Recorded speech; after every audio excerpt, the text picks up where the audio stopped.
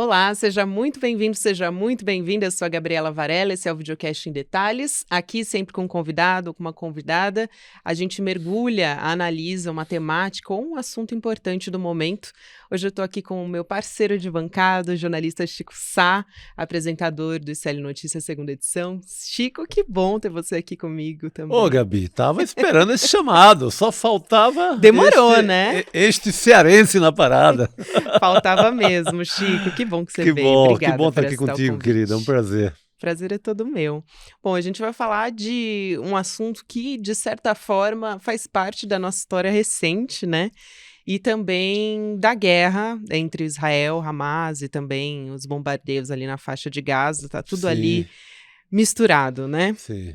Como é que os bolsonaristas, eu já te pergunto de cara, né, e a extrema-direita tem atuado para tirar o ex-presidente Bolsonaro dos holofotes, vamos dizer assim? Porque, como você disse muito bem, e aí eu aproveito para apresentar para quem não conhece, né, o nosso site, que é o iclnoticias.com.br. Você estreou uma coluna muito chique, né? Muito Chico bacana. Sá, colunista do ICL Notícias e também apresentador. Estou adorando essa nova missão, lá com o nosso editor, que é outro Chico, Chico Alves.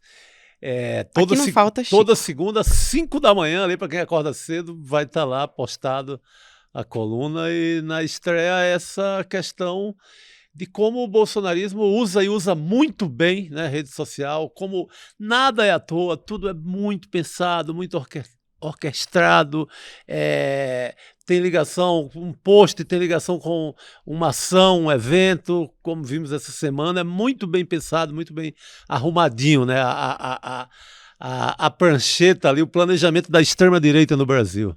Bom, você disse que o Bolsonaro está desaparecido desde que o ex-ajudante de ordens Mauro Cid fez a delação e trouxe aí uma série de declarações, de denúncias, né, que estão sendo apuradas.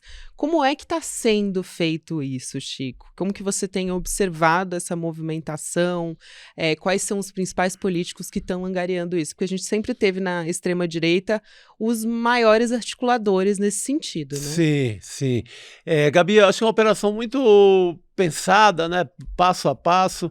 Eu acho que tem essa fuga meio espetacular, inédita, né, no país, um presidente ir embora para a Flórida, na véspera do outro tomar posse. Tudo bem que ele não fosse lá entregar a faixa ao Lula, mas foi para outro país, caiu fora num avião da FAB, num avião oficial, com comitiva, com assessores. Isso foi muito estranho, mas foi...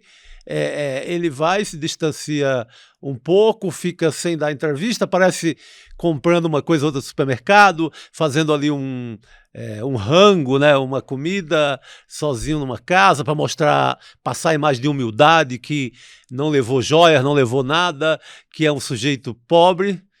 Embora a gente saiba que a família tem 107 imóveis no mínimo, como a gente sabe tudo, quem leu o negócio do Jair, da nossa queridíssima Juliana Piva, Dal Piva, sabe quanto esse homem, quanta família tem de bens, tem de patrimônio, e como tem na ficha corrida negócios mais escusos possíveis. Então ele some para a Flórida, administra aquela polêmica, volta ou não volta, sente como é que estava a barra aqui, quando alivia um pouco, quando sente, principalmente, e aí não é sentir assim como um mortal comum de nós que lê um jornal ou lê uma coluna, aí é farejar nas cortes superiores de Brasília.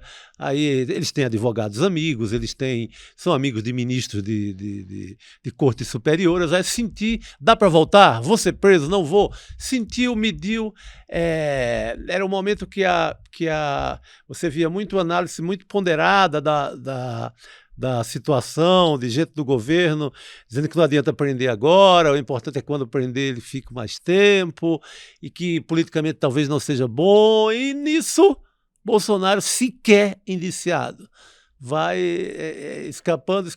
Aí ele dá um tempo, ele até tem uma ida para Minas, uma coisinha outra, uma aparição muito discreta, algumas fotos lá no PL do Valdemar Costa Neto, onde ele Trabalha, quer agora. dizer, trabalha não é Exato. muito com ele, desde da história toda, da biografia inteira, não foi muito chegado ao trabalho. Mas uma foto ou outra, e começa o bombardeio mais pesado, de joias, até agora mais, para a gente chegar mais rápido nessa linha do tempo, agora com a delação do tenente-coronel Mauro Cid, há um distanciamento, não, um sumiço praticamente do Bolsonaro, porque não é um bom momento dele botar a cara em lugar nenhum, com risco de ser chamado de ladrão de joias, de golpista, porque avançaram também as investigações. A gente teve as primeiras condenações do 8 de janeiro, então não era um ambiente nada propício. Então, como você falou, há um desaparecimento mesmo midiático assim da figura do Bolsonaro. E hoje, dia 17 de outubro, que é quando a gente está gravando esse podcast, ele foi indiciado também pela CPI do 8 de janeiro, né? Foi um dos Sim, indiciados. pela primeira vez. Na coluna até eu coloco no final que, meio refletindo assim, como é que pode esse cara cheio de tanta capivara tão grande, para usar uma linguagem policial, e nada contra ele, nem um indiciamento, porque o Lênio, o nosso jurista aqui, o Lênio Streck, ele todo, ICL 1 e ICL 2, ele está sempre falando, gente, esse cara sequer foi indiciado, outubro de 2023, hoje finalmente indiciado, o que significa o quê? Que dá para enxergar os sinais, os passos de Bolsonaro no caminho do crime, no mínimo isso, pô. Não é pedir muito, né? Então, vem esse indiciamento no momento que ele já estava botando as asinhas de fora. Você pega como... Ele teve 2 eventos públicos essa semana muito significativo para o eleitorado dele. Um com o governador, com 2 governadores, não foi qualquer coisa. Com o Jorginho Melo em Santa Catarina sobrevoando as enchentes. Não sei o que ele poderia fazer, porque verba ele não controla mais. Interessante ele fazer isso agora que ele não é mais presidente, pura né? limpeza de imagem, né? Uma operação midiática para limpar a imagem, para Antes andava de jet ski, né? Agora foi lá visitar as enchentes. Qualquer tragédia no Brasil, ele estava lá na Baixada Santista de jet ski, ou estava comendo uma pizza, ou estava com aquele discurso de escárnio com a população, sempre em situações como essa. Agora que acaba o mandato, que ele não é mais nada, ele vai se compadecer das vítimas da enchente de Santa Catarina, num sobrevoo com o governador Jorginho Melo, que é um chegadíssimo dele, aliado político de primeira hora. E o segundo evento, aqui em São Paulo, quando ele recebe do governador Tarcísio de Freitas, também um compadre político, né? Um amigo, recebe uma medalha da Rota, medalha celebrando um aniversário da Rota. Ele lá elogia a atitude da Polícia de São Paulo, inclusive na chacina do Guarujá. Então, é um Bolsonaro que começa a colocar a cara em eventos públicos muito ligados à polícia, ligados ao discurso dele, eventos que ajudam, não vai torná-lo elegível. Essa condição a Justiça Eleitoral já decretou. São 8 anos sem poder ser candidato. Mas vai limpando a imagem, vai amaciando também para os casos dele na Justiça. Vai tornando ele palatável, tornando ele apenas um bonachão de novo. Então, é um processo de limpeza de imagem muito bem pensado. No paralelo, nas redes sociais, o bolsonarismo se apega à guerra no Oriente Médio e atribui terrorismo ao PT, e Bolsonaro com a bandeira de Israel, Bolsonaro colado, se compadecendo também das vítimas do terrorismo do Hamas, realmente aquele ato terrorista terrível, né? Contra o povo de Israel. Então, são operações bem casadas e com essas reaparições públicas. Tudo bem construído, porque ali tudo é muito pensado. E aí é interessante isso, né? Esse uso político do conflito e da guerra, né, melhor dizendo, porque existe uma apropriação da bandeira de Israel. A gente até vinha falando aqui antes de começar a gravar, né?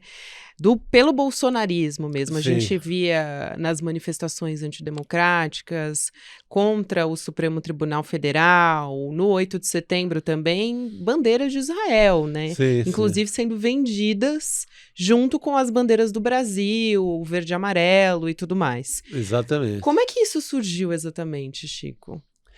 Isso essa é uma ligação, digamos, fictícia, né? Que algumas igrejas evangélicas, as maiores, a do Malafaia, a Universal do Reino de Deus, do Edir Macedo, começaram a construir isso. Eles começam a construir num discurso que junta um pouco a terra prometida do Velho Testamento com a religião agora, com o que eles pregam nas igrejas. E colado nisso há um pouco de uma indústria de turismo que começa isso junto com os evangélicos, levando caravanas para Israel. Então, como tudo nesse lado aí que junta religião e extrema-direita, também há muito interesse financeiro. Então, tem essa ligação inicial. É uma forçação de barra tremenda para juntar as coisas. Porque se você pega um dado básico, não existe a ideia de Jesus para um religioso de Israel, por exemplo. E Jesus, digamos que é o personagem principal das igrejas evangélicas no Brasil, mas eles dão um jeito, dão um nó ali e juntam a bandeira de Israel aos neopentecostais no Brasil, ao ponto do Silas Malafaia, o pastor, dizer que são inseparáveis as ideias de igreja evangélica no Brasil e o povo de Israel. Então ele colou porque quis, porque colou. Você tem aparições, já tivemos aparições do Edir Macedo de Kippá, usando também a simbologia dos judeus. O templo é de Salomão. Então há uma construção, né? Uma construção forçada, mas que hoje está muito ligada.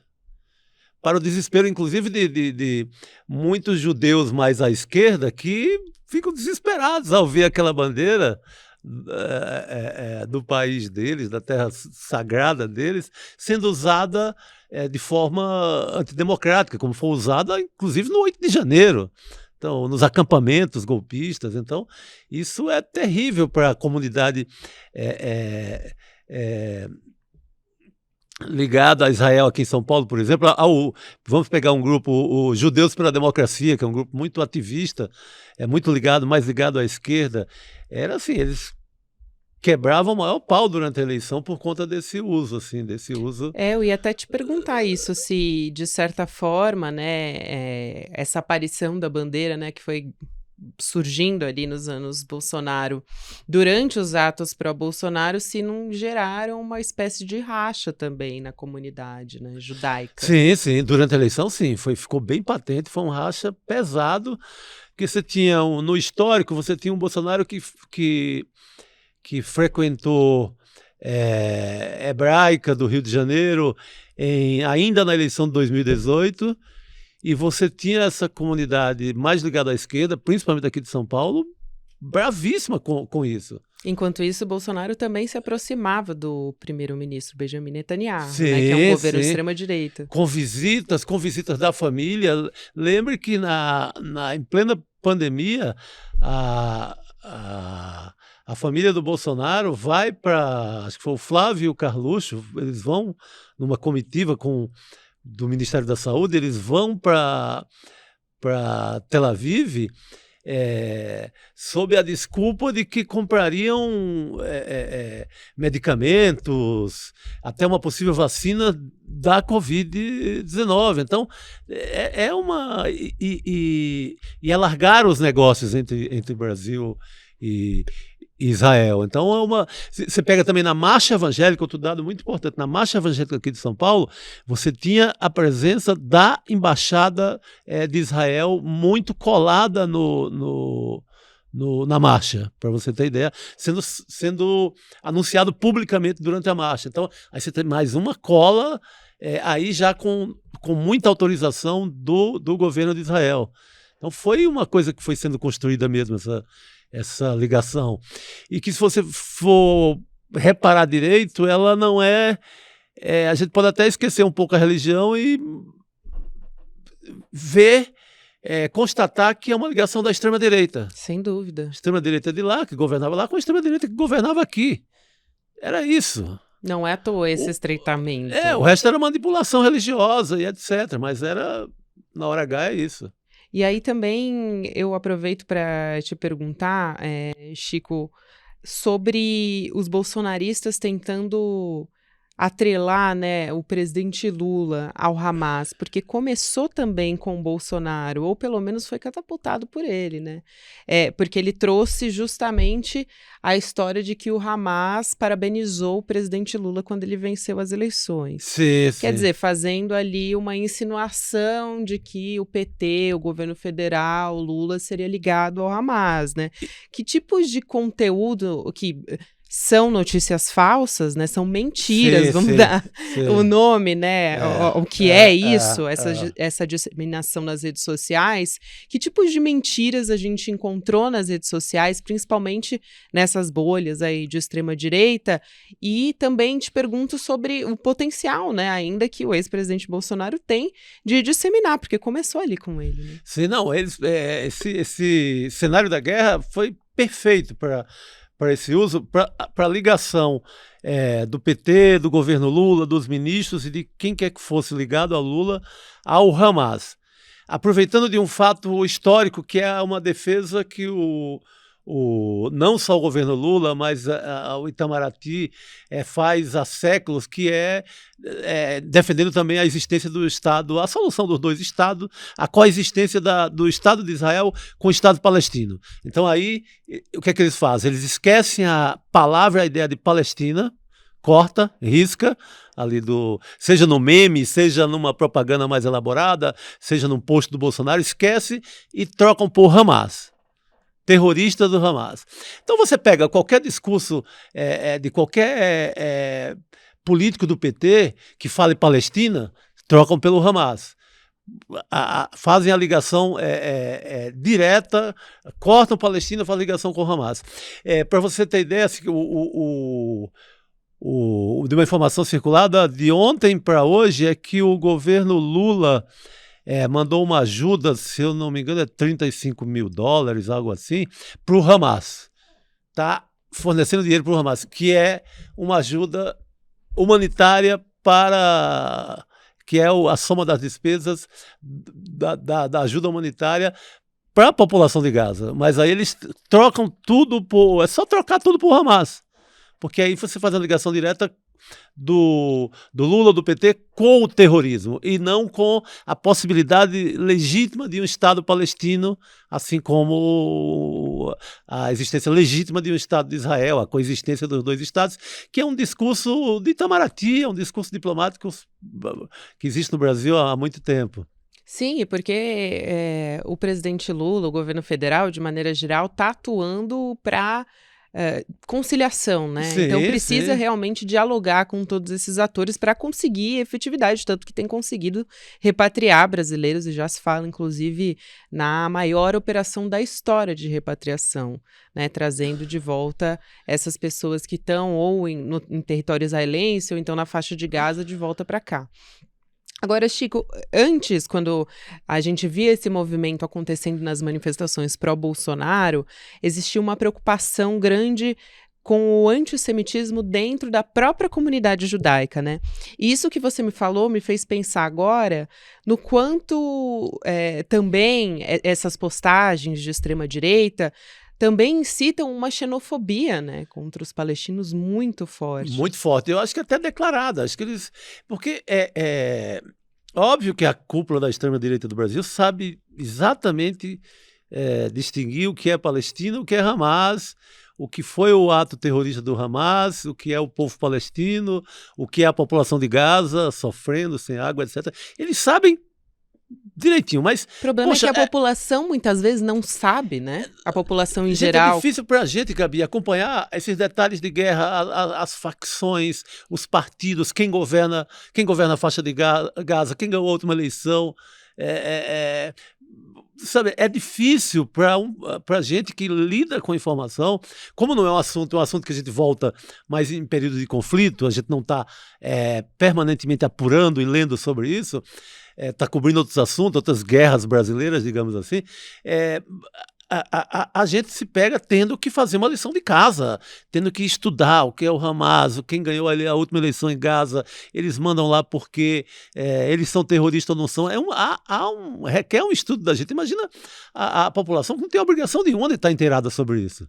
Ou porque é cansativo também. Sim. É muito custoso você ficar vendo notícias a respeito da guerra o tempo inteiro. Exatamente. Aí você recebe isso. É doloroso. Você recebe isso embalado, por exemplo, na boca de um pastor da tua comunidade, que você confia, dizendo PT é terrorista, PT é Hamas. Poxa, gente, é muito pronto.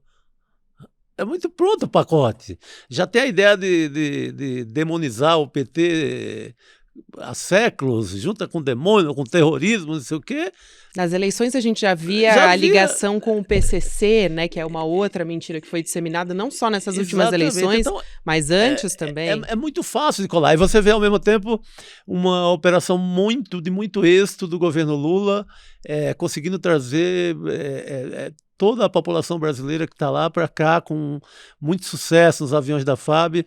E você vê uma tentativa de fake news para minar essa própria operação, que começa de maneira desastrosa, uma vez. Aí acho que eles exageraram quando eles atribuem ao prefeito de Sorocaba, né, uma comunidade evangélica da região daqui do interior Bem de São lembrado. Paulo, atribuiu ao prefeito de Sorocaba. Explica essa história, porque realmente é muito surreal. É muito maluca.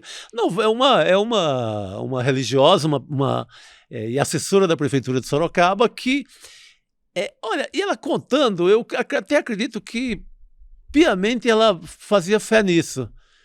Que o prefeito diz que falou com tal autoridade, que falou com a FAB, então que é uma operação municipal. Repúblicas Independentes de Sorocaba trouxeram, com todo o meu amo Sorocaba, mas o prefeito que me desculpe. Bolar essa história que foi ele que trouxe. Aí hoje já temos outra que é um militar que faz um discurso dentro de um avião da FAB, dizendo isso aqui não é Lula de jeito nenhum, ou seja, está incomodando essa história da operação bem-sucedida do Lula em repatriar as pessoas. Então esse soldado, ele fala, ou soldado ou alguém vestido de militar, porque eles gostam os bolsonaristas gostam de andar camuflado e tal. E ele fala que não foi Lula nenhum, que foi só a FAB, graças à FAB, o Exército Brasileiro e por aí vai. Inclusive, eu já vi muitos comentários em rede social justamente fazendo isso. Querendo dizer, não é o governo federal, é a FAB, né? A FAB. Tá. Então o presidente não autoriza, a FAB vai sozinha lá. Apesar, né? Pelo amor de Deus. Como e assim? aí a gente já entra decifrar outro capítulo interessante, né, da história recente do Brasil, que aí a gente já pega os militares querendo limpar um pouco a barra. É excelente também que você tenha na cena de uma boa notícia um avião da FAB, os militares fazendo um trabalho decente e não mais aliado ao golpismo. É importante também nesse momento, tanto que o Zé Múcio Monteiro, o ministro da Defesa, está aí propagando aos quatro mundos da importância do Exército Brasileiro, da FAB, da Força Aérea Brasileira, no caso. Então,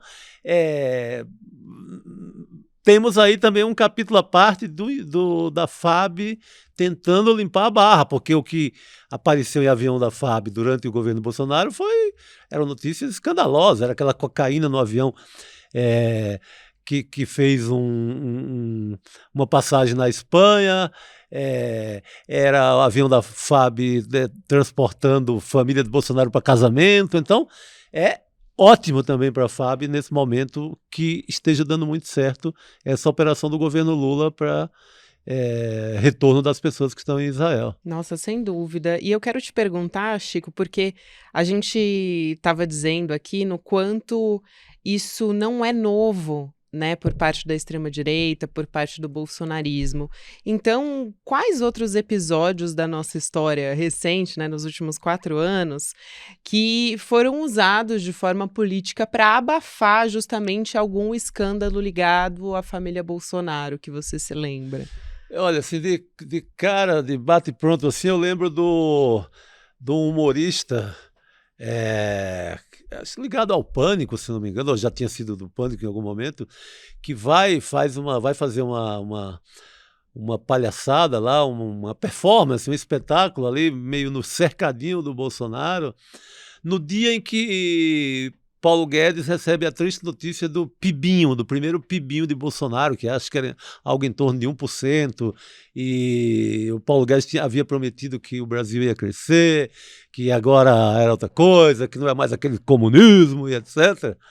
E isso foi, assim, foi uma operação muito evidente Eles tentaram fazer parecer que foi o cara chegou lá por acaso e tal, e comprou uma passagem daqui de São Paulo, foi lá, fez por acaso. Não era bem a história. Tem o Bolsonaro chamando o STF de hiena no dia que o Queiroz estava enrascado. No dia que encontraram o Queiroz mocosado, escondido depois de várias acusações. Na o Fabrício casa do Queiroz. Frederico Wassef, né? Exatamente, o Fabrício Queiroz, num momento importante daquele escândalo da rachadinha. Bem no primeiro carnaval do governo tem a famosa Golden Shower do Bolsonaro. E movimentava as redes sociais, né? Que é por onde muitas pessoas se informam atualmente. Gabi cumpre inteiramente a sua missão. Encobre tudo, né?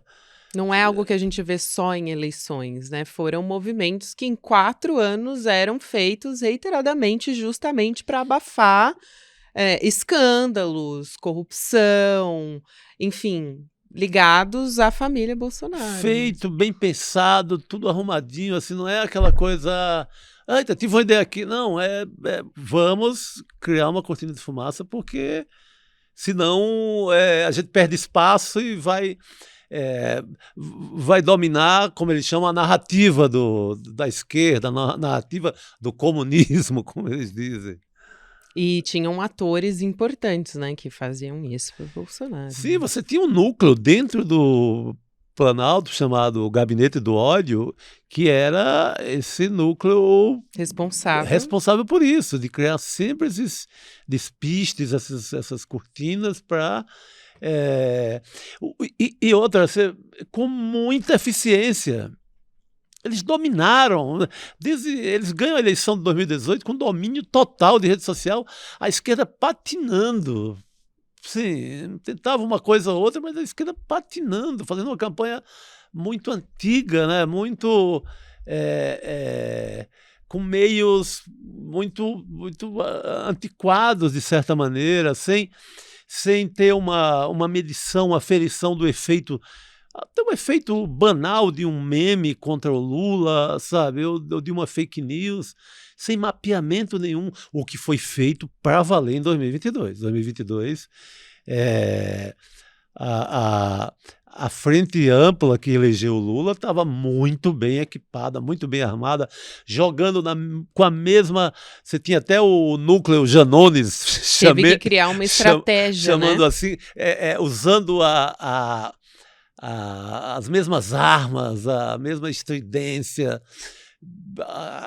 jogando pesado também. Você teve, aí sim, a esquerda se protegeu e soube ler, né, decifrar meme a meme, fake news a fake news. Você tem o sucesso, assim, um sucesso, um êxito estrondoso das fake news mais folclóricas do mundo, como Mamadeira de Piroca, vingou em 2018. Tem gente que acredita nisso acabou até no Jornal hoje. Nacional. Sim. O Bolsonaro ele tenta abrir, aí ele leva uma reprimenda lá da Renata e do Bonner. Ele tenta abrir e mostrar um livro que é um livro de quadrinhos francês, muito usado em escolas particulares aqui em São Paulo, um livro incrível sobre sexualidade, um livro avançadíssimo, usado em escola no mundo inteiro. E ele, a partir daquele livro, que não era um livro usado pelo MEC, mas aí ele atribuía ao Haddad, e ele andava com esse livro, ameaçava mostrar, ou mostrava, e foi criando, e tudo deu certo nesse sentido, porque a esquerda estava muito desguarnecida, né? Não levou... Que é um comportamento, assim, muitas vezes da esquerda ele não dá muita bola, por acreditar mais na política, no embate político. Tem pouco dessa pureza que, pelo amor de Deus, com Bolsonaro fazer a grande política, pô, baixaria nele, pelo amor de Deus.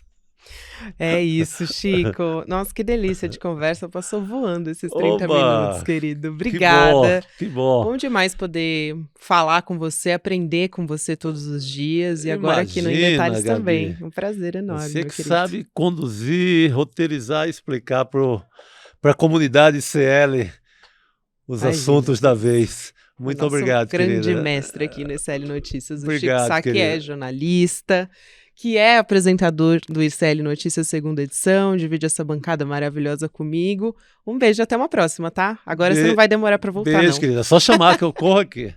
E vamos aproveitar e abrir agora sim a coluna do Chico Sá, que aí sim, para quem tá nos assistindo vamos agora. Lá, vamos dar os cliques aí para aumentar a nossa audiência. É isso aí, dá os cliques pro Chico Sá e pros nossos colunistas todos, né? A gente tem atualização no site diariamente, o dia inteirinho com notícia nova, notícia fresquinha, editor-chefe Chico Alves, nosso querido também. Viva, salve, salve. E toda a equipe do ICL mobilizada aqui para trazer informação de qualidade e independente, sem propaganda, né? Que é muito importante. É isso aí. Um beijo, Chico. Beijo, querida. Até a próxima.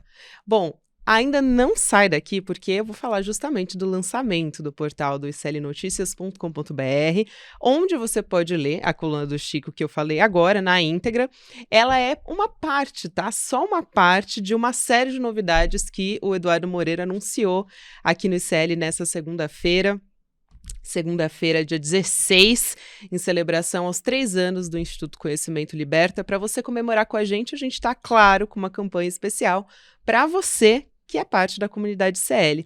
Você pode se inscrever em icl.com.br e garantir bônus especiais do aniversário de 3 anos. Olha só, o que você ganha? Um kit exclusivo de 3 anos de CL com fone de ouvido, mochila, sacola, caderno e lápis.